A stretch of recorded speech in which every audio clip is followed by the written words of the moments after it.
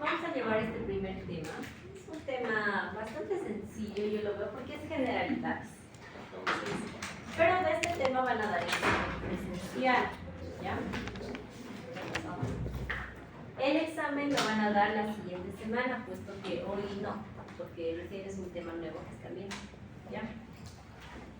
Entonces, les voy a pedir, por favor, un segundo, que estén atentos. Al inicio de la siguiente semana lo vamos a dar presencial. 5 preguntitas súper sencillo, ¿ya? Entonces, ya saben.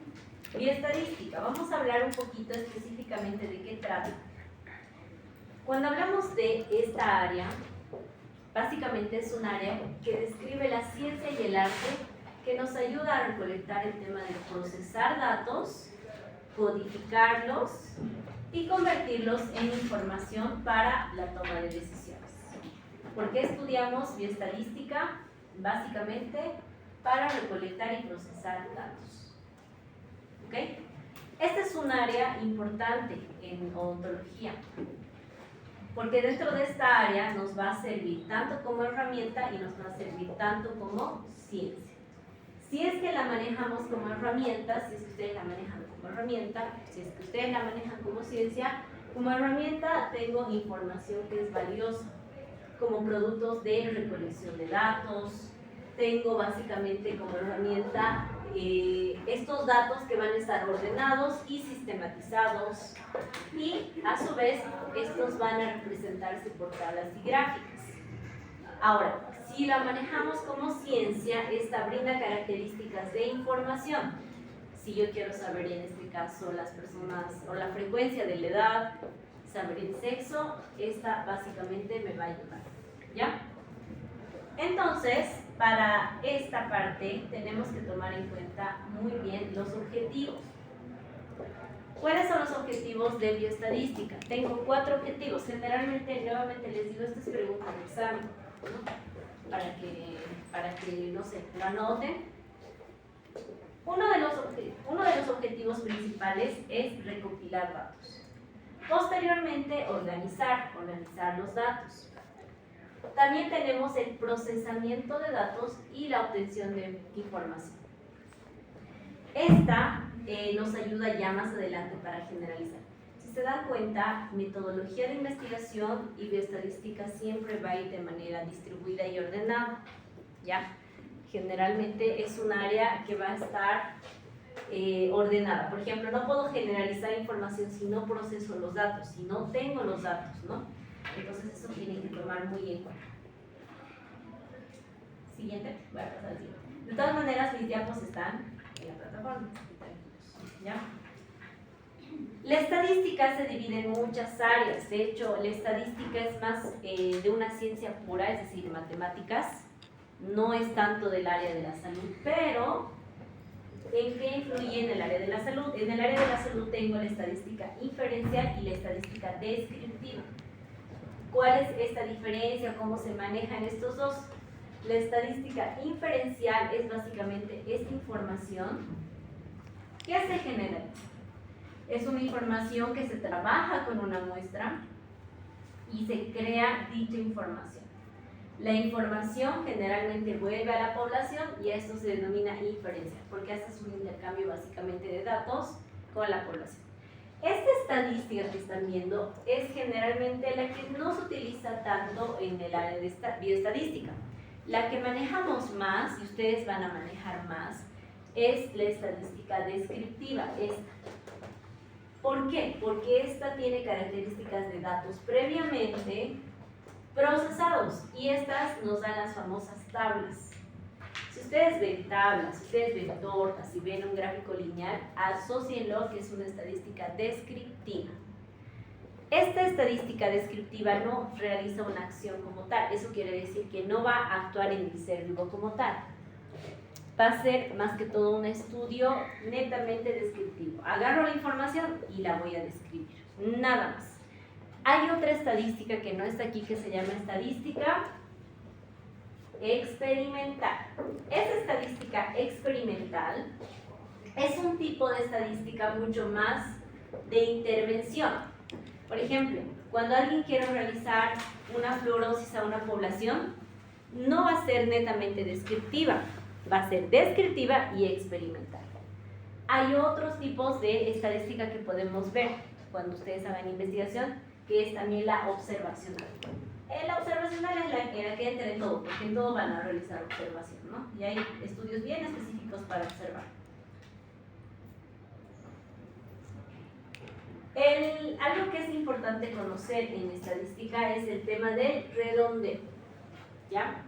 El redondeo en estadística, ya gracias a Dios, yo les digo así, tenemos en las calculadoras. He visto que algunos ya se han comprado sus cálculos y están muy bien, ¿ya? El redondeo de datos es básicamente redondear a la acción a la cantidad. Este redondeo es básicamente disminuir la cantidad de decimales de acuerdo a lo que te solicita. 1 decimal, 2 decimales, 3. ¿Saben redondear todos aquí? ¿Sí? Realizan de manera correcta. Porque siempre pongo un ejemplo y en el examen también les coloco. Reduce los decimales como el usuario lo decida, como yo te solicite en este caso en el examen, ¿no? Pero para redondear tenemos que conocer que tenemos aquí dos parámetros importantes. Que los valores del 0 al 4 se dejan y no se redondean. Eso ya deben saber, por matemática, por colegio. Pero arriba de 5, ya de 9, sí los vamos a redondear. Eso quiere decir que aumenta una cifra más de la cifra que te pide, ¿ya? Por ejemplo, si yo voy a redondear a una sola décima, para que se entienda, un solo decimal, se lo va a llamar unidad. Es básicamente como vemos acá, 2.7 igual a 3, porque solamente me está pidiendo unidad, no me está pidiendo nada de decimales. Si trabajamos con un decimal, solo con uno, tengo que dejar uno acá. Pero el que le antecede, en este caso si voy a trabajar con este 7, el que le antecede es el 3. ¿Redondea este 7? No. Se llama décimas. Si yo voy a pedir a 2 decimales, como acá en este caso, cuento 1, 2. ¿Cuál me va a redondear? Este. ¿Redondea? Sí. 2.74. Y a eso se le llama centésima. Y milésima se le llama a los números, en este caso, que son más de 3 decimales. 1, 2, 3. ¿Este 1 me lo redondea al 6? No. Entonces se queda con 6. Espero que se entiende bien porque les voy a poner en el examen, ¿no? Realicen a ver estos de acá y me van a ir indicando. No, mejor yo les voy a preguntar porque si no van a tardar más y hemos perdido mucho tiempo. Aquí, el primero, redondear sin ningún decimal. ¿Cuánto sería? 4. 2. El segundo, vamos allá. Dani, ¿no ve? Dani, el segundo. Redondear sin ningún decimal.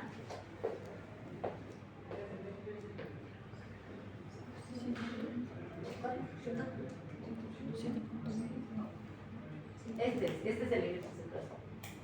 ¿Cuánto sería? 7. ¿Cuánto sería, Dani? ¿Por qué? Porque ellos dicen. ¿Por qué? Te dice sin decimales. Que redondees sin decimales. Aquí, ¿cuántos decimales tienes? 1. Este 1 se va a redondear al 7. Entonces, por eso queda. Ya. 0,5, redondear sin ningún decimal. Acá. 1. Ya. Vamos a ver. Este, 124.000 allá al fondo. 125. Sin ningún decimal. 125. Vámonos con acá. Dani también te llamas. Sin ningún decimal de aquí. 2000. A ver, vamos a ver. 913.000. Redondear con un decimal. Allá.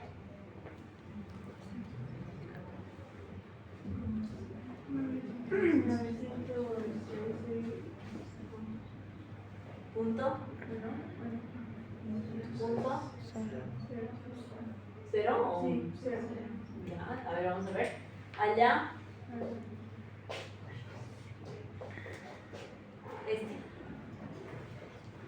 El verde. 31.1. El rojo.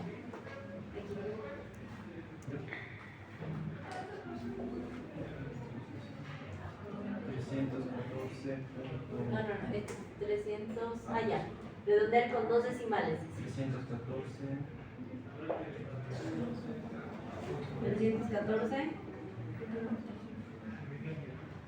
Punto 95. Ya. Con 4 decimales aquí.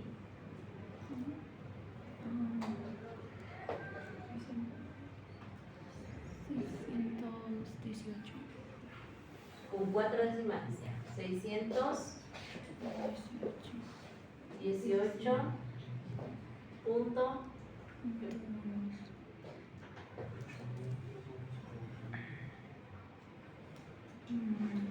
Esta es pregunta de examen, por si acaso. Ya, a ver, ahí lo vamos a dejar. ¿Estamos bien ahí? ¿Por qué sube a 1? O sea, en el de 313, ¿por qué es 14 y el de 17 18? Vamos a ver ahorita. ¿Ya? Es pregunta de examen, muchachos, hasta el final. Ahí está. Esos son los datos correctos. Este está bien, este está bien, este está bien, este está bien. Este 2003 está bien. 913.0 se queda, ¿está bien? 300 aquí no es 14. Nunca tienen que tocar los datos que están en esta parte. Si te pide 3 decimales, 4, 5, siempre es a partir del punto. No puedes redondear este número, tampoco este número. Evidentemente si están antes. Porque estás cambiando la cifra y la cifra te indica si es 1000, si es una cifra de 100. Entonces, en esa parte yo sabía que se puede confundir. 300, aquí sería lo correcto, 313. Respeto ese 13 y me dice a 2 decimales. Entonces agarro el 9, agarro el 4 y digo, este 4 es el último. Entonces el 8, ¿me redondea a 4? Sí. Entonces aquí copio 5. Este dice, no sé si dice 617 punto, y aquí dice redondear con 4 decimales. Yo respeto estos números. 617 punto, y dice 4 decimales. Entonces yo cuento 1, 2, 3, 4. Este 9 dice. Pero antes de, bueno, el que le sigue es un 1. ¿Este lo va a redondear? No, entonces se va a quedar tal cual. ¿Ya? Yo, como les digo, parece fácil. El redondeo parece fácil, porque evidentemente nosotros lo vemos y lo hacemos en calculadora, en Excel, pero tengan mucho cuidado con estos pequeños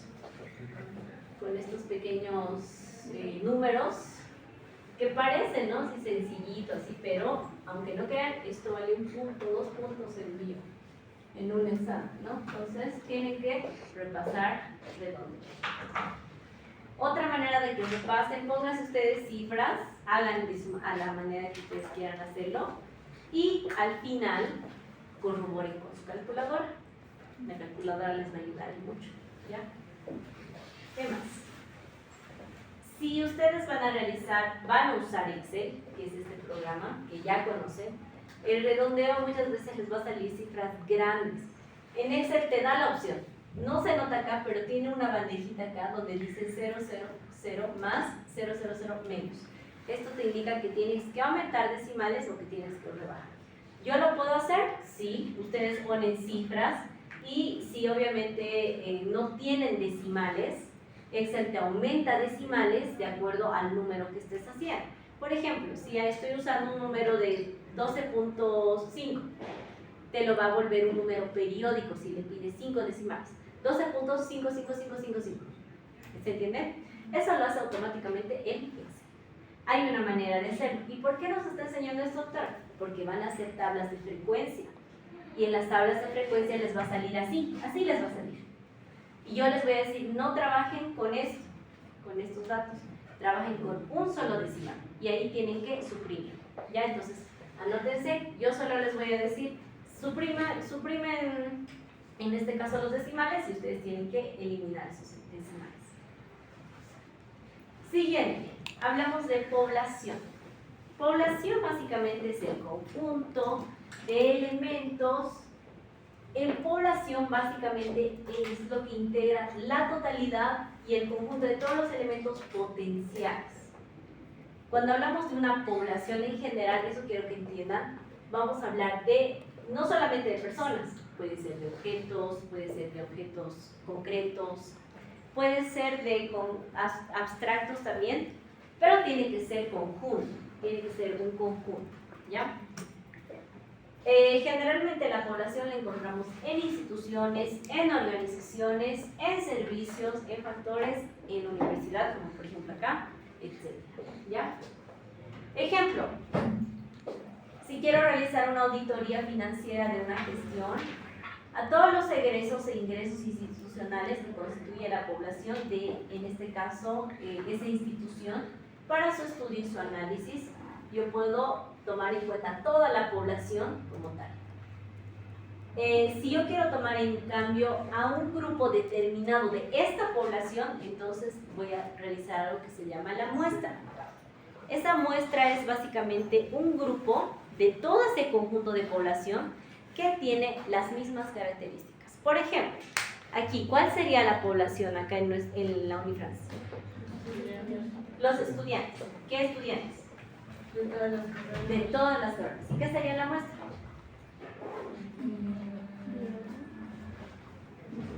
Lo que se está preparando.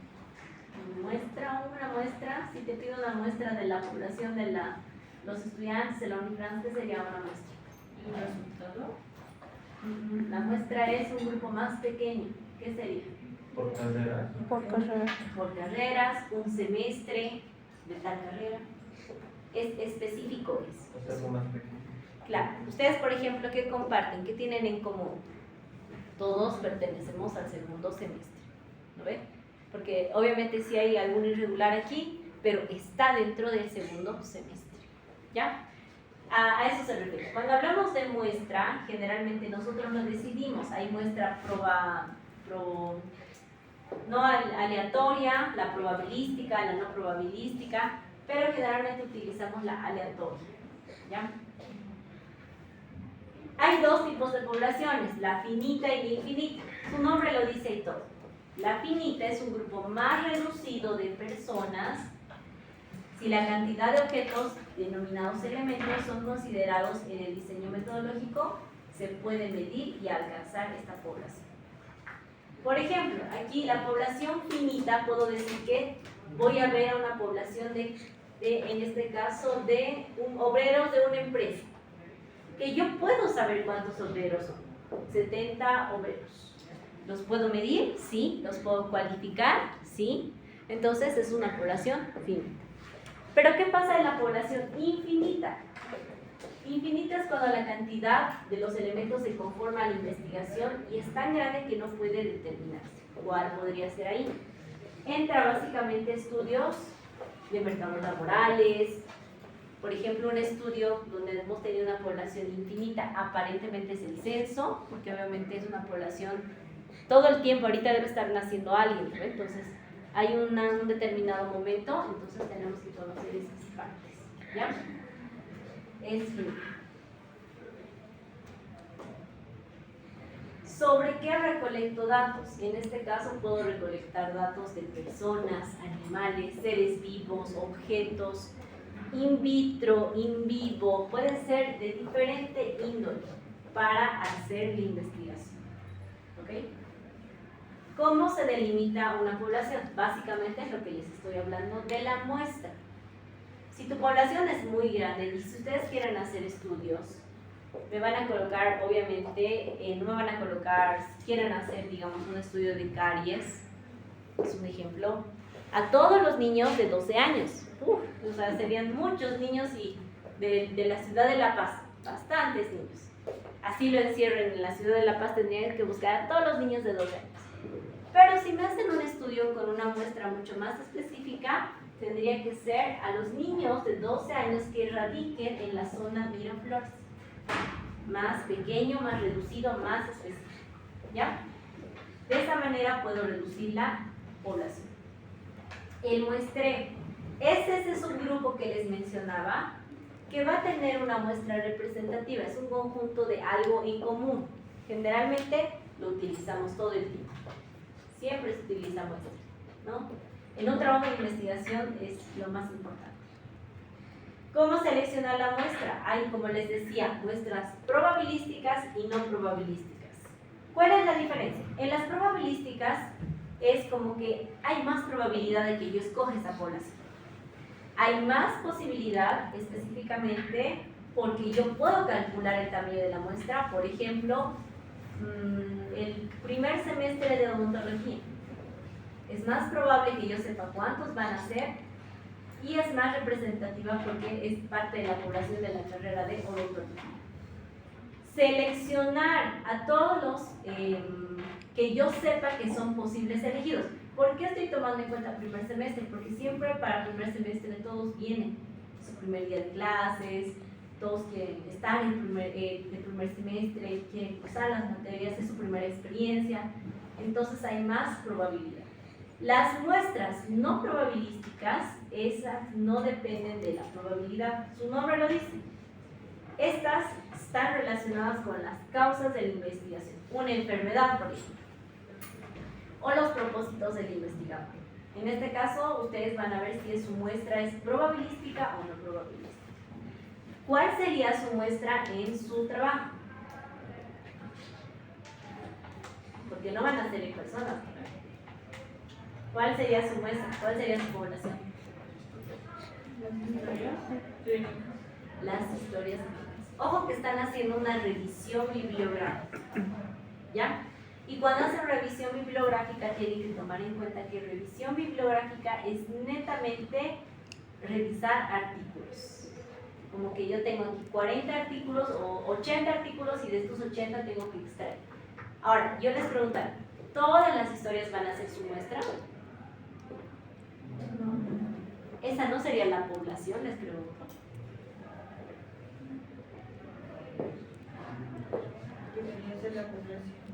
¿Y cuál va a ser su muestra?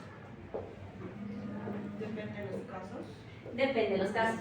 Hace un momento les dije, tenemos desiro y rehabilitación. Les voy a dar todo. La doctora les da todos sus casos. Les va a dar desiro, aquí está, y aquí le va a dar de odonto P, y aquí de rehabilitación. ¿Eso qué es? La población. ¿Qué va a ser específicamente su muestra? Los a cuáles yo me voy a abocar, cuáles yo voy a estudiar. ¿Se entiende, no? Porque ustedes tienen que mencionar, no tienen que decir, se ha estudiado 12 historias clínicas, no. Qué sé yo, digamos, han revisado 100. De 120 historias clínicas, se obtuvo 36 historias clínicas del área de odontopediatría. Es un ejemplo. ¿Se entiende? Y en base a, y ahorita les voy a mencionar en base a qué. Para sacar, esto antes de que me pase a lo que les voy a mencionar, que son los criterios de inclusión y exclusión, un poquito les voy a mencionar esto. Ustedes lamentablemente no van a hacer esto, a menos que las historias que me proporcione la doctora sean 1000. En este caso sí van a hacer esto. Estas dos fórmulas que ven se llaman las fórmulas para sacar muestra. ¿En qué casos utilizo estas fórmulas? En caso de que mi población sea bastante ampulosa. ¿Cuánto es bastante ampulosa, doctora? 800, 600. Ustedes van a hacer investigaciones Más adelante en colegios. Han hecho de 200, han hecho de 300. Es poco todavía eso. Parece harto, ¿no? Pero es poco. Entonces van a ser ustedes, tal vez en su rural, van a ser de bastante población. Hasta pueden hacer de un colegio. Esta es la primera. En esta se ve lo que viene a ser la letra Z. La letra Z representa el nivel de confianza. ¿Qué quiere decir eso? Del 100% me está dando un nivel de confianza del 95%. ¿Qué quiere decir? Que un 5% para llegar al 95, al 100%, ¿qué significa eso? Hay un margen de error del 5%. Si yo les digo, tengo un nivel de confianza del 98%, ¿cuánto será mi margen de error? 2%. 2%. Y así sucesivamente. ¿De cuánto se saca generalmente? Generalmente se saca de 95, sacan algunos de 98, doctora, sacan al 100%. Es que es muy poco probable, ¿no? Que saquen al 100% porque no es tan efectivo, digamos, sacarlo al 100%. Tendrías que realizar un estudio metaanalítico en este caso. No lo realizamos nosotros, ¿no? No lo realizamos en salud. Ahora, en esta parte también tenemos la letra P, que viene a ser la prevalencia de la enfermedad, ¿ya? La letra del complemento P, que viene a ser la letra Q, que está representado siempre por estos valores, 0,5. Estos no se mueven, muchachos. Estos de acá. ¿Ya? No se mueven. Este es el único que cambiamos. Este 0,05 es mi margen de error del 95% que habíamos tomado en un inicio. Entonces, se representa así, 0,05. Esta fórmula se puede sacar manual. Ustedes deberían saber sacar manual. Lamentablemente no lo aplican porque hacen de población pequeñita, a veces hacen 30, 50. No lo aplican, ¿ya? Vean, aquí tengo 400, 540, así. Pero sí tienen que saber esto. Sí o sí tienen que saber esto, ¿ya? Esta es otra fórmula, pero el tamaño de la muestra, básicamente. Esto es cuando la población, básicamente, es finita, pero es menor a 1000 habitantes. Este es lo que les decía, es mayor, bastantes habitantes.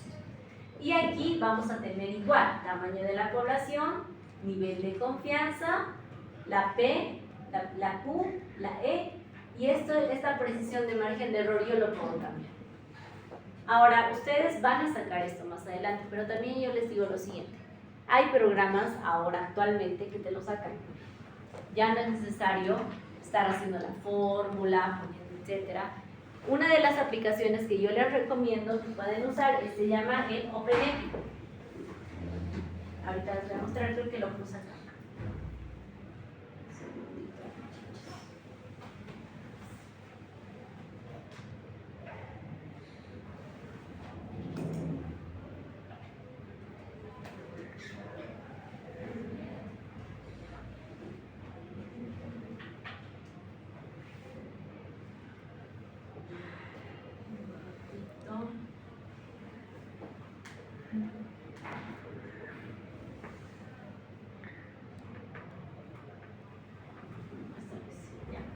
Es el OpenEpi.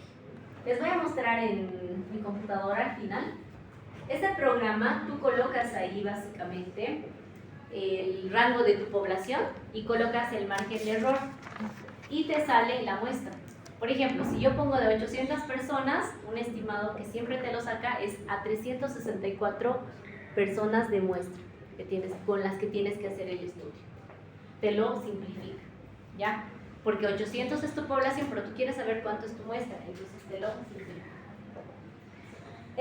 Cuando hablamos de odontología, cuando se habla de medicina y del área de la salud, la investigación se maneja en estos aspectos. Tengo factores de riesgo, frecuencia de enfermedad, métodos de diagnóstico, efectividad de tratamientos, pronóstico de enfermedades. ¿Ya?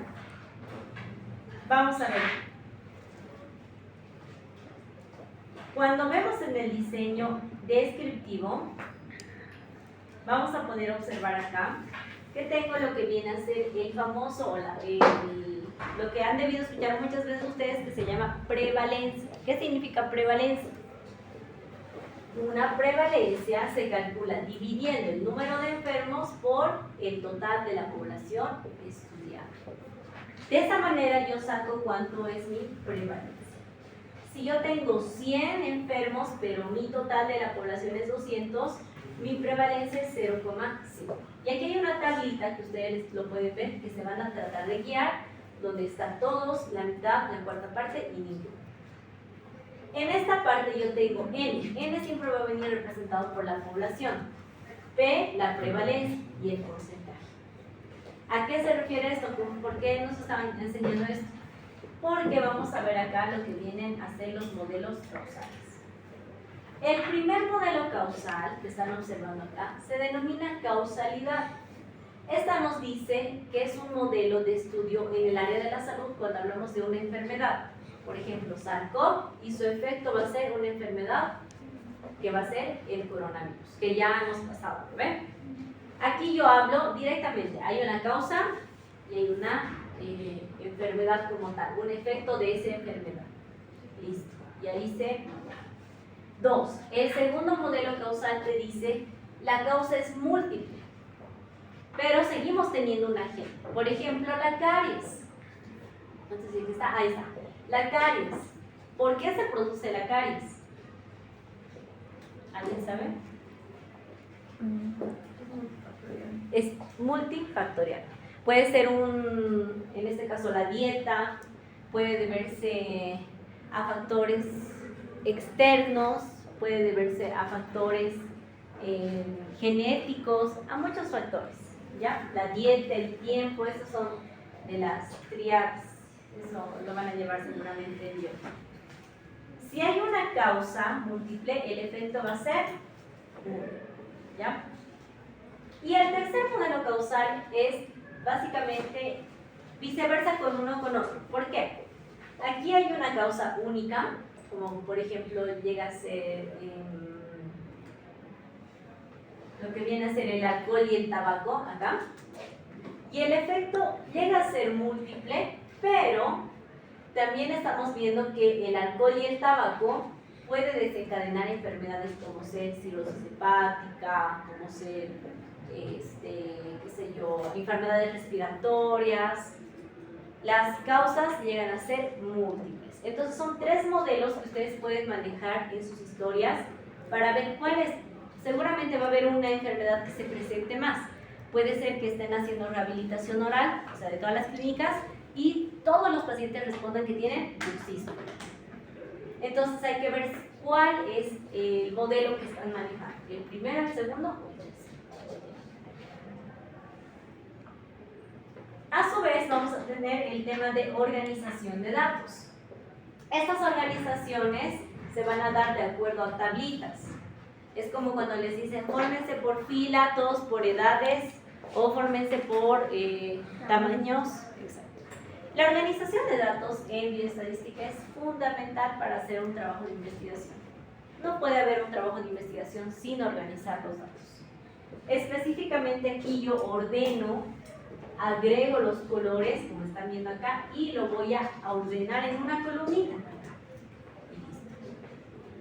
¿Ya? Eso es lo que se llega a revisar. Si ustedes tienen así datos, porque van a tener seguramente de sus historias clínicas, van a separar tales personas presentan tal afección, tales personas son de 15 años, tales personas son de 16 años, etc. Lo van a tener en un inicio así, como están observando acá. ¿Qué tienen que hacer en ese caso? Ordenar. Como yo siempre les digo a mis estudiantes, los de 15 años, tú te encargas de los de 15, vos te encargas los de 16.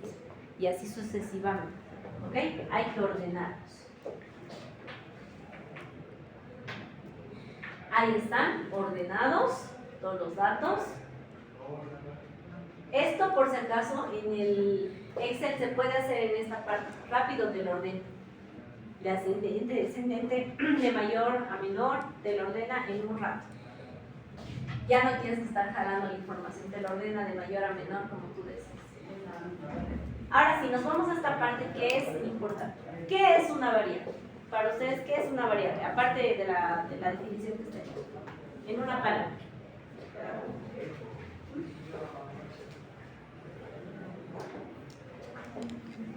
¿Qué es cuando hablamos de variable?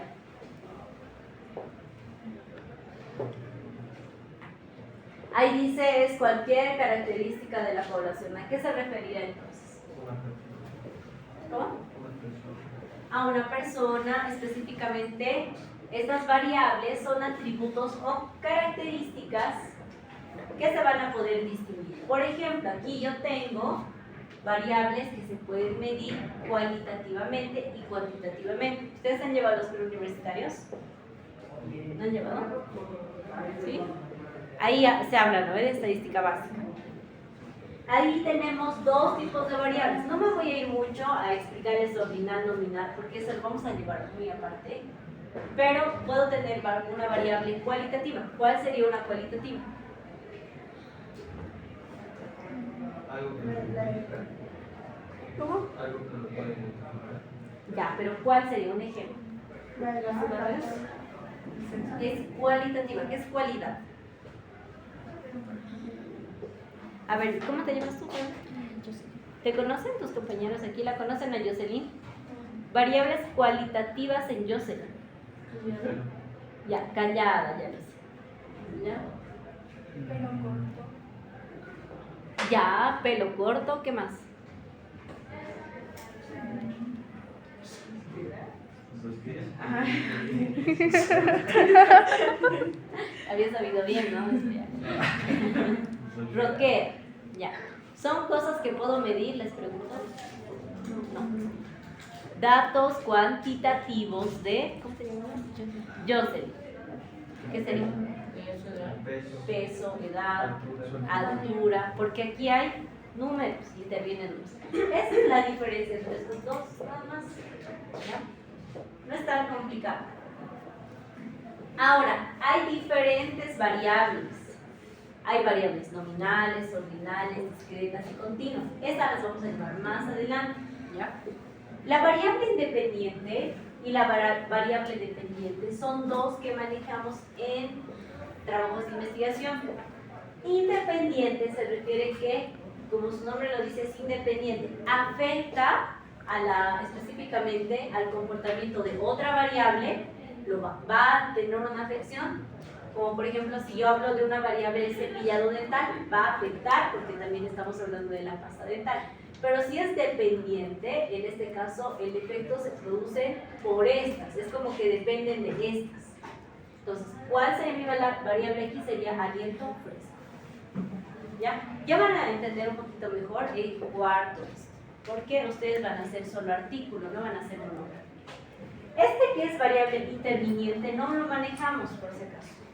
Modifica la acción de la variable, por ejemplo la pasta dental, la marca, porque nosotros si hacemos una investigación de Colgate, por ejemplo, Colgate nos puede demandar, pues, ¿ve? ¿Qué estás usando mi nombre en un artículo? Se necesitan permisos para eso. Entonces no lo manejamos tanto, ¿ya? Podemos, de que podemos sí, para publicar no creo.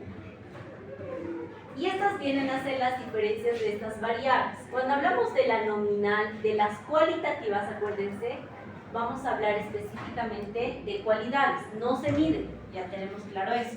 Nominal, ¿a qué se refiere? ¿Qué significa nominal? Profesión. Ya, profesión, pero ¿por qué dice profesión ahí?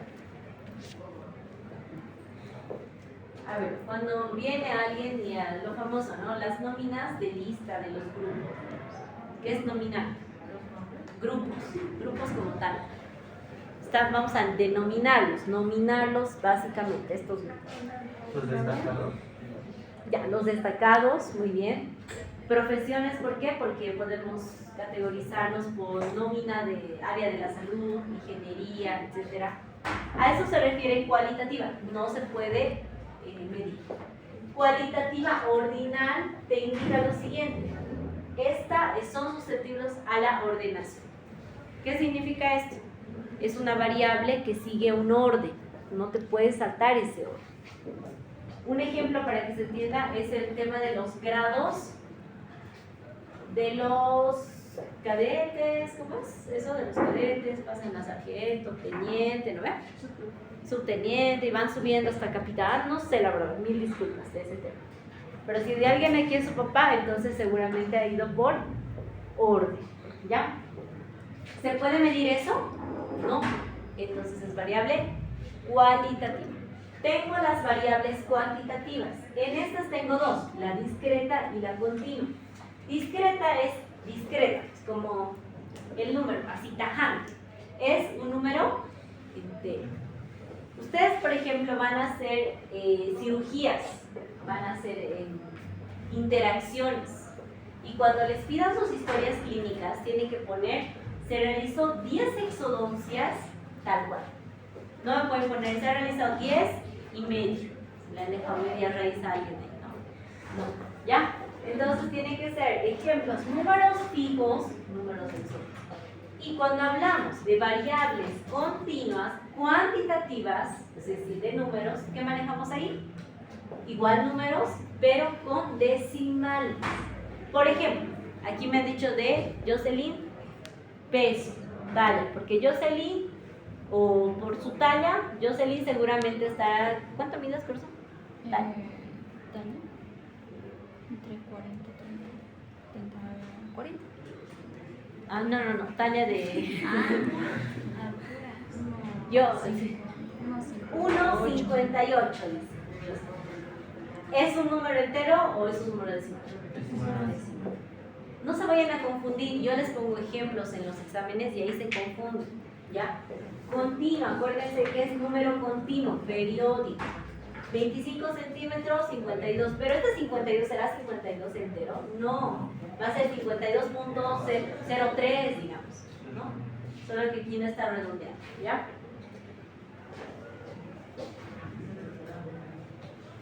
Ahora vamos a hablar un poquito de las tablas, ya toda la parte de generalidades estoy hablando. Cuando hablamos de las tablas, aquí vamos a hablar específicamente de una tabla donde va a tener siempre un eje Y y un eje X. Eso en matemáticas han debido ver, un eje Y y X. En las tablas, para eso tenemos programas como el SPSS, tenemos programas que nos ayudan. Esas tablas se llaman tablas de frecuencias para no agrupados y también para agrupados. En este caso nosotros vamos a manejarlo en el Excel y lo vamos a manejar en el SPSS. No es necesario que ustedes realicen las tablas cuando hagan sus investigaciones, ya van a ver cómo lo vamos a realizar. Pero sí van a hacer ustedes ejercicios manuales, ahí sí me tienen que crear una tabla. ¿Como cuál, doctora? Como esta tabla. Esto que están observando acá es lo que les presento para el hito 2 o el hito 3 si van a manejar. Van a manejar mucho este tema de las frecuencias. Este simbolito, ¿qué significa? XY, básicamente significa marca de clase, ¿ya? Esto llega a depender mucho de los datos que yo te vaya a dar. Aquí, por ejemplo, hay 1, 2, 3. Esta F chiquitita, y memorícense bien esta, la F pequeña, ¿qué representa? Frecuencia absoluta. Así decimos, frecuencia absoluta. La F pequeña. ¿Qué es la F mayúscula? Frecuencia absoluta acumulada. Ah, es diferente. Sigue siendo frecuencia absoluta, pero es acumulada. ¿Qué significa la letra H? Frecuencia relativa. Y la H mayúscula, frecuencia relativa acumulada. ¿Y qué significa este H como 1%? Frecuencia relativa porcentual. Siempre traten de acordarse porque vamos a hacer ejercicios y yo les voy a decir en frecuencia absoluta. Eso es frecuencia absoluta. Si no saben y se pierden, me van a hacer con esto y todo el resultado va a estar mal. ¿Ya? Sí o sí memorícense esta tabla. Para sacar porcentaje siempre se multiplica por 100, porque el porcentaje, ¿cuánto representa el total? 100. Eso también les decía. ¿Ya?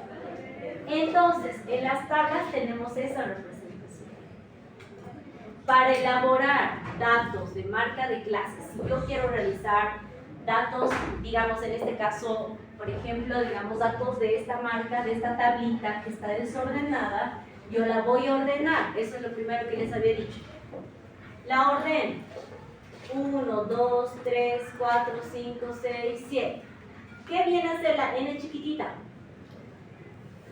La n siempre va a ser la cantidad del total, o de la población, o de la muestra que estoy manejando. Siempre. N mayúscula es población, n minúscula es muestra. Eso ya vamos a llevar más adelante en varianza. Pero lo que quiero que entiendan es que n es como el total, el igual, para que se entienda. ¿Ya? 2. ¿Qué llega a ser la f? ¿Qué te hemos dicho? Frecuencia absoluta. La frecuencia absoluta, entonces, doctora, ¿cómo voy a sacar de aquí? Son los datos que se repiten bastantes o varias veces, específicamente de un dato. Por ejemplo, de 1, ¿cuántos tengo acá? 3. 3. Sí. Tenemos 3, vamos a pasar. Ahí está. 3, ¿no ven? De 2, ¿cuántos tenemos? 3. Sucesivamente voy a ir recolectando. ¿Ya? ¿Qué era F mayúscula? Frecuencia absoluta. Frecuencia absoluta Acumulativa. ¿Cómo voy a sacar, doctora, la frecuencia absoluta acumulada? Es muy sencillo, presten mucha atención. Agarro este numerito, el primero que era 3, no de este 1, de este era 3 veces 2, 4 veces 3, 8 veces 4, ¿se entiende, no está? De este numerito, lo que voy a hacer es esto. Agarro ahí, y voy a hacer zigzag. Así. ¿Se entiende? ¿De qué numerito voy a hacer? Del primero de la frecuencia absoluta. Me voy a la frecuencia absoluta acumulado. Se queda ese 3, se repite. Y voy a pasarme este zigzag para qué hecho, para irme a este lado. ¿Cuánto es 3 más 3? 6. 6, listo. 6 más 4, 10. 10 más 8, 18. 18 más 5, 23 más 4, 27. 27 más 3, 30. Si te sale esto igual, está bien tu suma. ¿Ya? Es básicamente la repetición de datos que se tiene que dividir y dar a la sumatoria. ¿Ya? ¿Qué es H? ¿Qué era H? Frecuencia Relativa. ¿Qué hay que hacer con esta H? Básicamente lo único que hay que hacer es la división. No les pido generalmente H, siempre les pido hasta frecuencia absoluta acumulada. Si les pido H es la división de este 3, de este de acá, dividido entre la cantidad. ¿Cuál es mi total? Mi n. 30. 30. 3 dividido entre 30, 0,1. 0,1. Quien esté con su cálculo puede sacar para comprobar. 3 dividido entre 30, ¿de dónde, doctora? De este 3. 3 dividido entre 30, se repite, ¿no? 4 dividido entre 30, aquí está, 0.3. 8 dividido entre 30, 0, 5 dividido entre 30, y se va colocando en estos acá. ¿Se entiende? Parece fácil, yo sé que parece fácil, pero a veces no.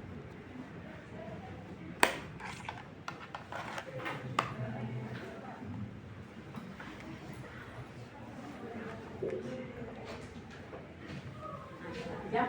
Esto, espero que se haya entendido bien.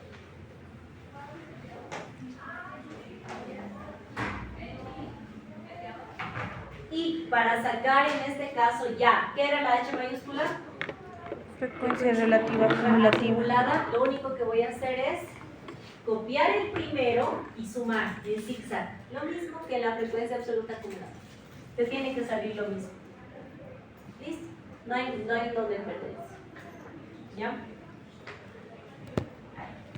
Esta parte igual se multiplica por 100%, nada más. ¿Y por qué es importante conocer las tablas? Porque ustedes van a hacer trabajos de investigación con tablas de distribución de frecuencias. Entonces, estas tablas no las van a hacer manualmente, ya vienen los programas para hacerlo manualmente. Entonces, tienen esa ventaja en estas tablas. Para evitar este tipo de datos que están viendo acá, son repetitivos, ¿no? 1, 1, 1, 1. Se puede hacer tablas de frecuencia, en este caso, para datos agrupados, así se llama. ¿Qué quiere decir eso? que se agrupa intervalos de grupos, básicamente. Si yo sé que aquí la mayoría tiene 15 años, es un ejemplo, allá tiene 15, allá tiene 15, allá tiene 16, no voy a estar poniendo 1, 16, 2, 16, no. Lo que voy a hacer en este caso es agrupar esos datos. ¿Cuántos de 16 tengo? Tengo 3 personas, pero aquí también tengo de 17, allá tengo de 18, aquí tengo de 19, 20, 20, no voy a estar poniendo uno por uno. Entonces lo que yo voy a hacer es, ok, tengo de 16, 18, de 19, 20, 21, 22, 23, 24. ¿Todos se están distribuyendo de la misma manera? Sí. ¿Está yendo de cuánto en cuánto? De 3 en 3. ¿Ya? Y listo. En este caso es más complejo, pero si quieres sacar está yendo de 6 en 6, está con decimales.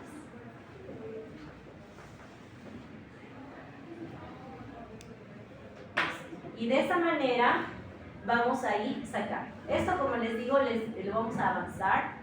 Esta es la manera que ustedes tienen que hacer para presentar los datos de salud oral. No les estoy diciendo los porcentajes de esto, sino el formato, que igual les voy a pasar, el formato APA básicamente es. Y las tablas de frecuencia. Esto igual no es explicaciones para mostrarles cómo tienen que sacar los datos, su título, su porcentaje, todo tiene que estar en sus datos, de esa manera bien graficado y explicado. ¿Ya? Entonces, de esta manera tenemos lo que vienen a ser los datos de bioestadística, las generalidades. Es largo, yo sé que es pesadito, les he dicho, el primer tema es pesadito, tienen que estudiar, ¿ya? Les voy a dar su break, ¿les parece? Porque hasta ya están cansados, ya les